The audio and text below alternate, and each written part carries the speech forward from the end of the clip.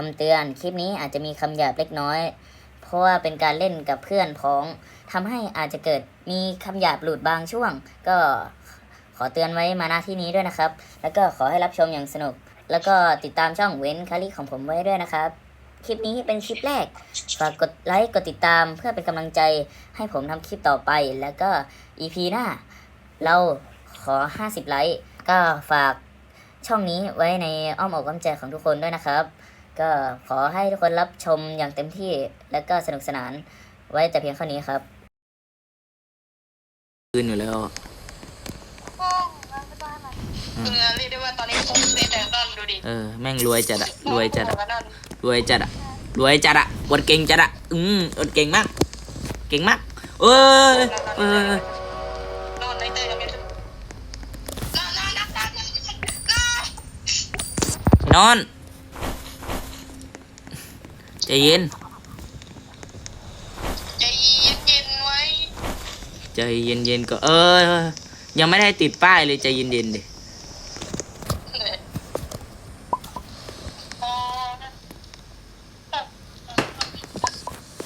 ติดแค่2ทำไมล่างไม่ได้น้ำมันเต็มเครื่องยังน้ำมันเต็มเครื่องยัง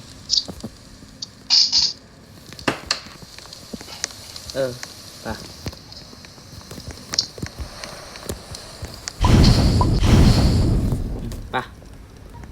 เร็วดีเอานอนโอ้นี่ไงอยู่ละอยู่สกายนั่นโต้งไม่ต้องกลับนั่นเดียวตาย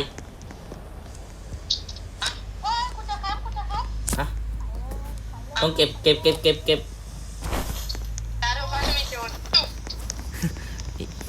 ปากเป็นล้างนะมึงเนี่ยโต้ขี่รถไฟเดี๋ยวมึงขี่รถไฟเอาเจอทานเหรอนี่ไงทานค่าแค่นอนนะเห็นไหมก็จริงอ่ะพวกมันขุดได้ด้วยนะแต่แม่งตีประมาณ30กว่าครั้งมันมีโจรไหมล่ะต้องเดี๋ยวกูขอปืนมึงแทนได้ไหมกูยิงแรงเม็ดเดียวตายเดี๋ยวกูซื้อให้ได้ไม่แต่เราก็ต้องแบ่งตังค์กันเดี๋ยวแล้วเนี่ยเราไม่ได้มีลูกกิ้งสูงโต้งจริงกูมีแต่ขวานโต้งขอปืนนะกูขอแค่ปืนโต้งกูขอแค่ปืนโต้งส่งมาโต้งส่งมาโต้งส่งมาดิส่งมากูยิงเม็ดเดียวอย่างนี้ส่งมาลีกูด้วยลีแต่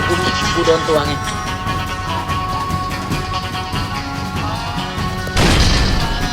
ยิงไม่โดนแล้วใครล่อกูแค่ยิงไม่โดนเพื่อนที่มันไม่ตายอ่ะปึกกระสุนปืนง่ากระสุนปืนก็หมดนั่นไงเหี้ยกระสุนไม่รีไอ้โง่เมื่อกี้กูยิงไอ้นอนรู้ไหมทำไมกูถึงยิงทีเดียวไม่ตายกูยิงไม่โดนมาแล้วหาที่ลงจะหลบยังไงวะแล้วของกูหายไปไหนวะตรงมึงมาเปิดไฟกูก่อนของกูหายโทมาฮอกกูหายเพื่อนโทมาฮอกหายได้ไงวะโทมาฮอกหายเปิดไฟเอ้า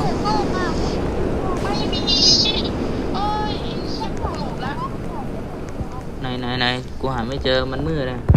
แต่ว่าโทมาฮอก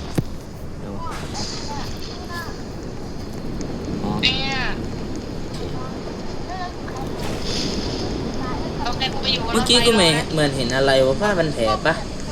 โต้งส่องไฟกูก่อนมึงมีไฟคนเดียวกูทำฐานร่วงขี้เหี้ยอะไรผ่าเกือบโดนกูวะที่ไหนวะฐาน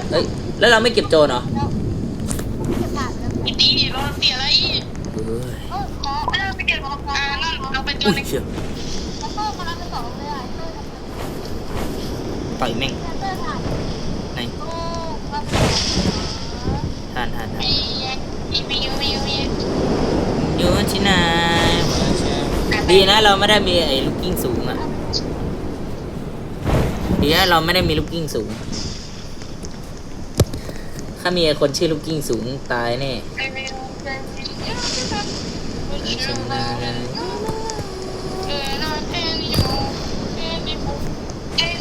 อุ้ยเชื่อ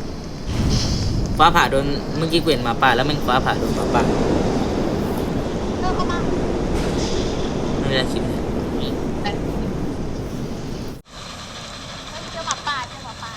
แต่เราไม่มีศพใครเก็บศพมาไหมล่ะ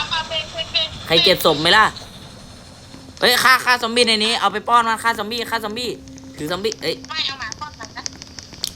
มึงเดินไปเอามันวิ่งมากัดมึงก่อนนะโต้งมันวิ่งมากัดมึงก่อนอ่ะมึงวิ่งทันมันที่ไหนไงอ้าวไม่มีซอมบี้เอ้ยเจออ้าว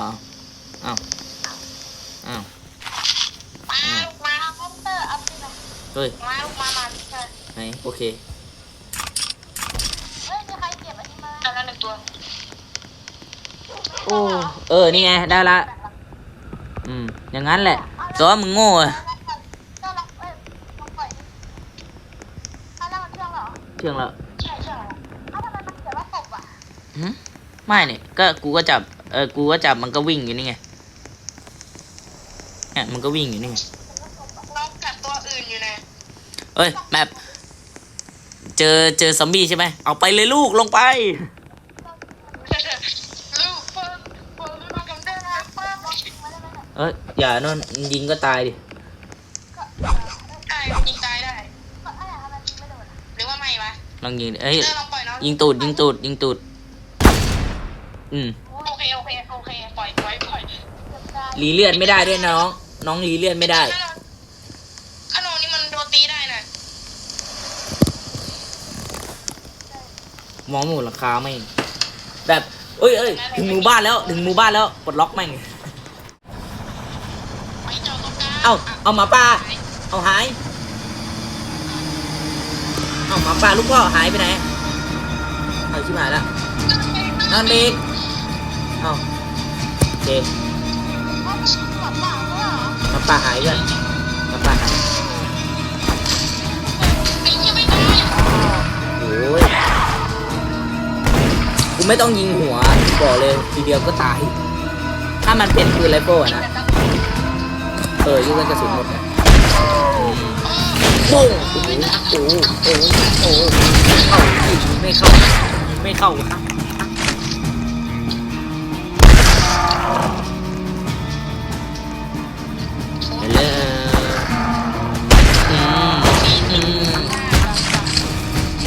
สับเล่นหมดเลย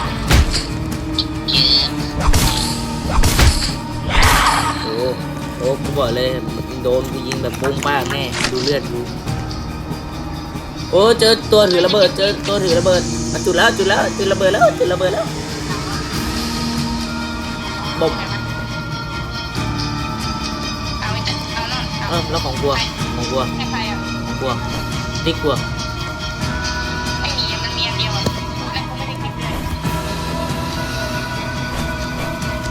ไม่มีเกมยิงเร็ว ต้องดูเลือดกูดิน่าจะยิงแบบสู้ซ่ามากเลยดูดิ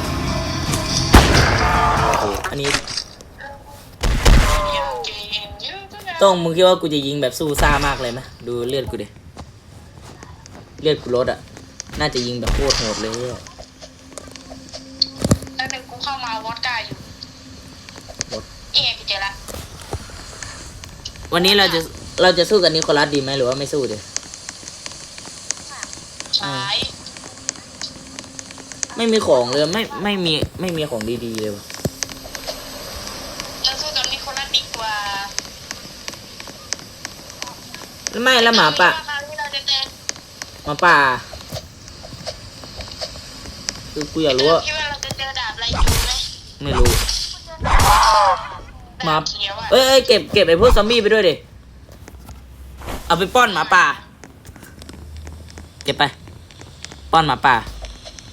ต้องเก็บดิ กางเกง ต้องของเต็มแล้วเหรอ กระเป๋าเต็ม อ้าวโอเคนั่นน่ะมึงโดนอะไรอ่ะ ไอเตอร์มึงจำได้ไหมม้าประกอบร่างไงไอเตอร์ ม้ารถยนต์ กูอ่ะ นั่นเจอม้าหมายังเจอหมายังโอ้ชิตขึ้นอะไรวะสีฟ้าอย่างนี้ สีฟ้าอย่างนี้คืนดวงน้อยอย่างนี้รับรองคืนธรรมดา โอ้ไม่ใช่สีฟ้าว่ะสีเขียว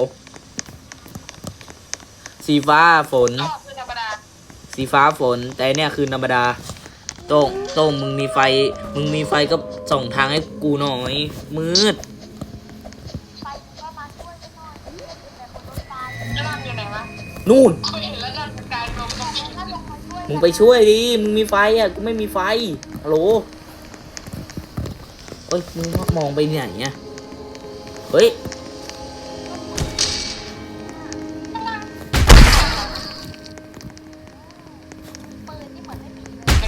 จริง สองทางไว้โต้งสองทางไว้ มึงขี่เลยรอกันหลังอยู่รอกันหลังต้องกันหลัง จะกระโดดหาพ่อมึงเหรอไอ้ชิบปืนกระสุนโอ้เดี๋ยวมันเกิดตะกุยอ่ะ มันเด็กๆตับมึงไง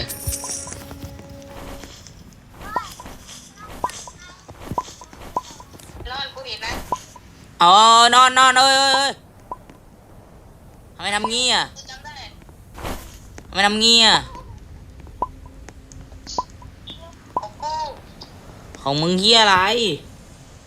ของกูเก็บมา เฮ้ยแล้วทำไมในกระเป๋ากูมี3 อันแล้วกูเอาออกมาไม่ได้อ่ะ อ๋อมันบั๊ก เอ้ามันหายไปไหนหมดอะทำไมกูเหลือตัวเดียววะเอ้ยแล้วของกูหายไปไหนหมดอะเอ้า เอาของกูไม่โดนเลย ก็มึงโยนทิ้งอ่ะ กูเก็บมันตัวเดียว เอ้า ก็ใจกูเก็บไปแล้วอ่ะกูเก็บตังค์ของมันไปแล้ว ต่อยกูเปล่าไอ้สัตว์มึงจะต่อยกูเปล่า เดี๋ยวกูลองออกไปหาม้าดู ไอ้สัตว์ละเลว ข้างนอกนี่มีโจรอีกเพียบเลยมีใครเอาไหม เอา ไม่มี พูดเองใช่ไหมปุ่มเตะอยู่ไหนวะ เฮ้ย2อ่ะกูให้2 อะไรทำไมม้าตายวะ กูไม่รู้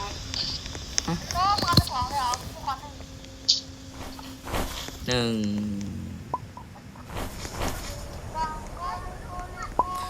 ก็เลยโต้งทิ้งเลยไหม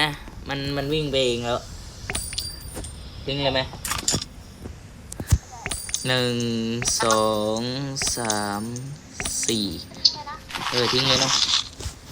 มันทิ้งเราก่อนเอง เพื่อ อะ นสำรวจนะ ไม่สน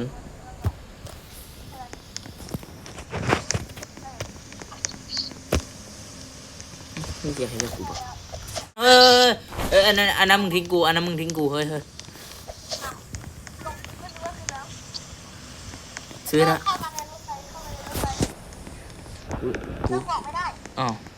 อ้าวยัง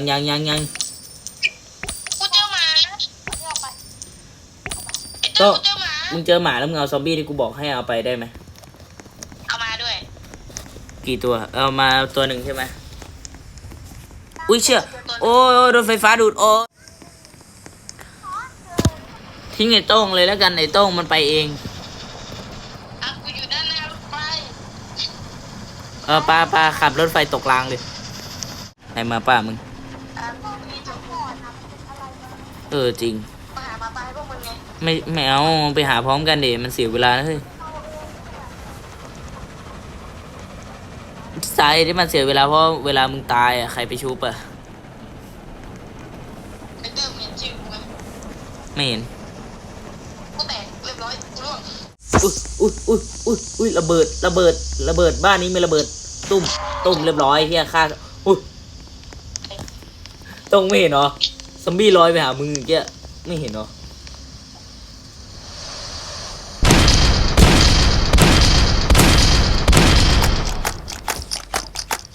โอ้แย่แย่แล้ววะกูเก็บศพซอมบี้ไปแล้วกันเอาไว้ให้อาหารตัวที่มึงจะเอาแล้วกันต้องวิ่งมารับกูหน่อยต้องกูมองไม่เห็นต้องขี่มา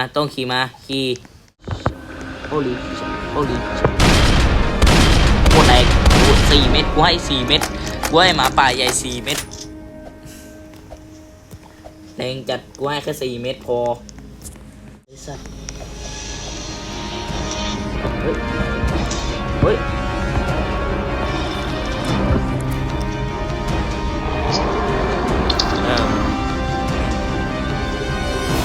พี่หายกันเป็นหมดเลย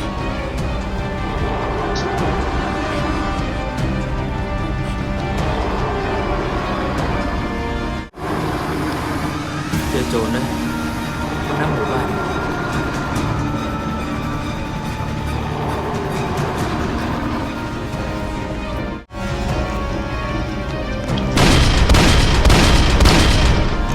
ให้4 เม็ดพอต้องกูให้หมาป่า4 เม็ดพอ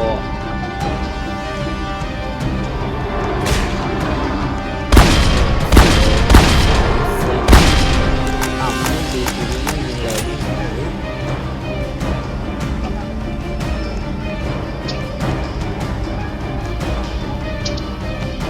เดี๋ยวอันนี้ไฟใครวะไฟโต้งโอเคดีแน่โต้งมันมีไฟโอ้ไม่นะน้องอ้าวเจอพักพวกว่ะโต้งกูเจอพักพวกเจอหมาป่าโต้งมาเร็วมาแบกสวยเอ้ยเอานี้เก็บมาก่อนมีอีก2 ตัวโอเคเก็บมาโอเควิ่งมา2 ตัวเลยสวยเจมแมวแตกครบได้หมาป่ามา3 ตัวซอมบี้ก็เก็บไว้กูต้องบุกหมู่บ้านคนเดียวแล้วเนี่ยกะขาโอ้คิดว่ากูเบี้ยใช่ไหมขอบคุณที่รับชมจนจบกับผมเวนคาริขอตัวลาไปก่อนนะครับสวัสดีครับผม